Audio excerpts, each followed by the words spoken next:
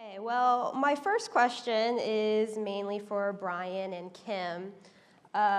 Communication ecology discusses how communication changes based on how we communicate and what mediums we communicate through from a networking perspective and a small town perspective. How do you believe that advances in technology will help bring a closer community together?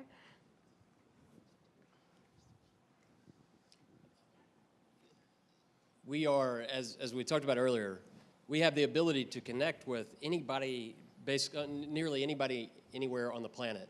I spent time on a water project in one of the most rural parts of Indonesia last year, and in a village that had nearly no electricity. They had no water, which is why we were there. But I pulled out my iPhone and was able to text back and forth and send pictures to my family back home. That kind of connectivity across the globe is probably the most significant aspect of what's happening now in telecommunications. You know, I agree with exactly everything he said. It's the great equalizer. It doesn't matter, where you are, what size community you live in. We all have the same communication opportunities to us. And that's when we were talking about all being able to do any kind of business anywhere anymore. And it is the great equalizer. And Twyman, I am a big fan of Star Wars. I'm kind of a nerd. So since funding for NASA, as I said, has been cut, how do you feel maybe your projects could help encourage people to continue to explore that final frontier? Sure. So, the interesting thing about the NASA funding is that the space shuttle program stood down, but we're still there are rovers going to Pluto. Voyager 1 just left the solar system. We have Curiosity on Mars. So there's still a lot going on. I think it's actually really interesting because in the wake of the shuttle being retired, there's all this new stuff coming up. There's basically all these opportunities. If you look, there's companies called SpaceX that are working on rockets that literally launch things into orbit and then come back and fly and land back at the launch pad. And so you can refuel them. So if you can do that, you bring launch cost 1/10 of what they are right now. You've got Virgin Galactic, which is taking people up into suborbit. So I think it's actually really exciting because in that wake, you really had one ship. And now you've got all these guys basically brawling it out to see the best idea win. And the other thing that I think is really interesting is again, these small satellites. I mean, you make it smaller, you can do more horsepower in a smaller volume, you can launch it for cheaper. So while the funding is stagnant, I actually think it's extremely exciting. So, and I mean, just get involved. I mean, most universities have a CubeSat program. I just, like I said, I launched a balloon out of Bowling Green, and then here I am. So. That's great. Zach, do we have any more questions? We do have a few, some comical ones and some real ones. So the first one will go from Allie Raymer. Twyman, does your life in any way mirror the show The Big Bang Theory? So I get that question a lot. I've actually never seen that show. I'm aware of it, but I've never watched it. So I'm going to say no, but that might be a maybe. I'm not really sure. So I'm actually not the best guy to answer that, so I'm sorry. This one comes from Brendan Lewis, and I guess it's directed toward Kim. How can big corporations exist in small towns and the towns themselves still stay small like your definition? That's a great question because, there's a balancing. How can we prepare for the 21st century and still keep our small town charm? And that has been an issue the small towns are dealing with right now. We don't want to get too corporate, too big. But in reality, you can only get as large as your population because the corporations are going to need a workforce. The workforce is an issue in a lot of small towns. You only have so many people to deal with. It is regional. You are going to bring some people in from other places to work, but I think we'll grow as large as the workforce and the population is in our community. So as we grow, we're going to be able to entice more and more companies and corporations to live, though we see a lot of downsizing. Some of our best multi-million-dollar corporations are coming to town, and they are 25 to 50 people with good white-collar jobs now. But we've got to make sure we keep that charm and that small-town charm and not get too corporate and not grow right into the cities. So many small towns right now that are outside the metropolitan areas, You know, you have big city, you have the sprawl, you have the subdivisions, and you go right into your small towns. We don't want to see that in our particular small town, but we're seeing more and more of that every day. So it's an issue that we're dealing with as community leaders to not make that happen, to keep our small town in an area, and then you can go outside it to the other area as well. Just remember, folks, you can tweet your questions to #IFBG or do that on Facebook as well. The next question comes from Alex Harkins. Do you think that the ability to connect with everyone in the world helps to build understanding between differing cultures? Yes. How so? We'll go with that. Clearly it does. I mean, the last example I gave certainly is the global, provides a global vantage of that. But in Kentucky, there has been so much that has been gained by the ability to, regardless of where you're located, to be able to have a business or to bring in educational content to a school or to collaborate. Dr. Roberts would be an expert on this, to be able to stand up here and talk about how Kentucky has become an international model for gifted education. And that has happened through her hard work and the work of many others over the years, but the ability to collaborate instantly with people everywhere, the experts who are everywhere across the globe, is a big part of what drives that ability to do that. The next question comes from Hayden Johnson, and I'm not sure who this is directed to in particular, but what do you do when your first prototype fails? Well, one quick insight is that they always fail.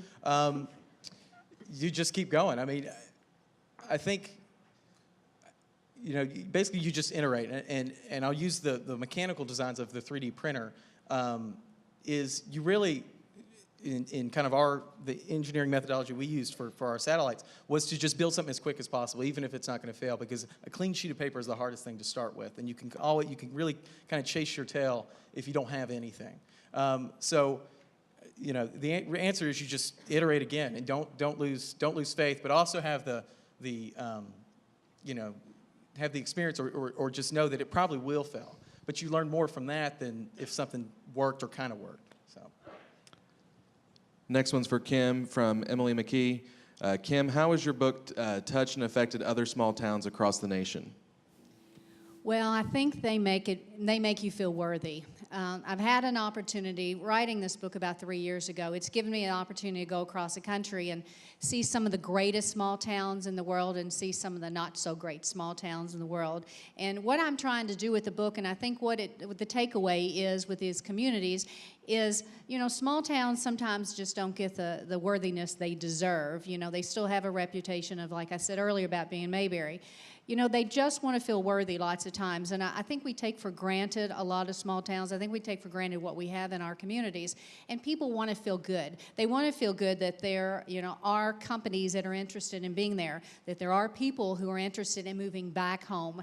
You know, there are businesses that are interested in starting in these small towns, and I think sometimes somebody just needs a kickstart in these small towns, just for somebody to come in and say, hey, you know what, we are kind of sexy. We've got this, you know, cool courthouse. We've got these great walking trails. We've got this new company in town. We've done a new streetscape downtown. We're pretty daggone sexy, but we take it for granted. Well, you take for granted where you live every single day. I drive by our state shrine, my old Kentucky Home State Park, every day going somewhere, and I hardly ever look to the right and see that wonderful facility up on the right, sitting on that hill. We take it for granted. And the book is meant not to take things for granted anymore, to make you stop and think and slow down about where you came from. The next question is from Lily Robertson. She says, how can we apply this idea of creating our own jobs to careers outside of the field of technology? When you think about those basic ingredients that I talked about earlier, the connectivity allows you to take any concept from any field and immediately reach millions and millions of people anywhere with that idea. So whether it's a technology-based idea or not, we've worked with folks in rural areas around the world who are handicrafters and who, you know, are are sculptors, and they're doing woodworking and carpentry. And just by being able to put them online and being able to reach that kind of audience allows them to do things and create their own jobs in ways that were never before possible. But then you have other things like the ability to store and process data. So much, of course, science is driven by data. And so there are new scientific discoveries that are happening simply because we can iterate through vast amounts of data faster than we ever have been able to do in history. And so those two elements alone, the ability to build that business that's data intensive, opens up the world of science, and then allows us to find practical applications that immediately can be distributed throughout the world. So just a couple examples there for you.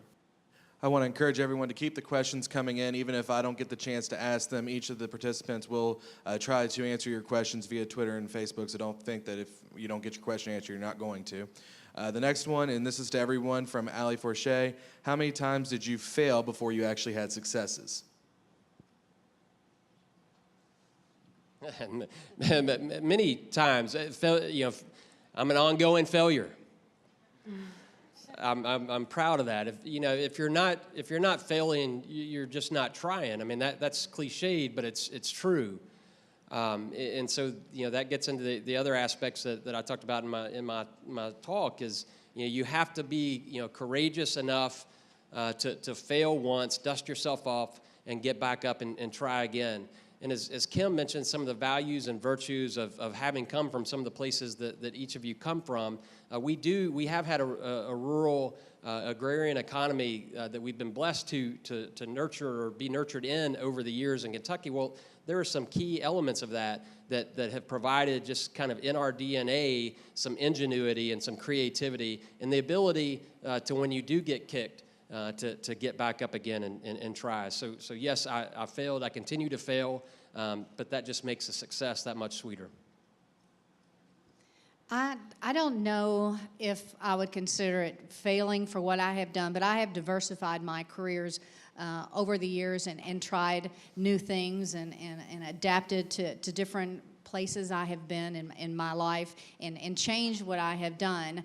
Though, I see a lot of people dealing with that now and wondering how they can be better. And, Brian put it beautifully, I think we do, and it's okay, and it's going to happen many, many times. And with you all, too, as far as careers go, if you don't find that one niche you're going to find something later. I think they say 8 to 10 careers you all will have, and some point in time in your life, while my generation may have had 2 and 3 careers. So I can't really say that I have failed. What I think I have diversified my life and my career and my likings over the years. I have aged in my community, and honestly, I have loved every aspect that has gotten me to where I am today, I think. And yeah, just to repeat, what's been said before, I mean, many times. A saying that's kind of used in the CubeSat world, the group of people who build these small satellites, is the only way to build a satellite that works is to build one that doesn't. Because it's just, in a satellite, it's the analogy to a mechanical clock or a mechanical stopwatch. There are so many moving parts.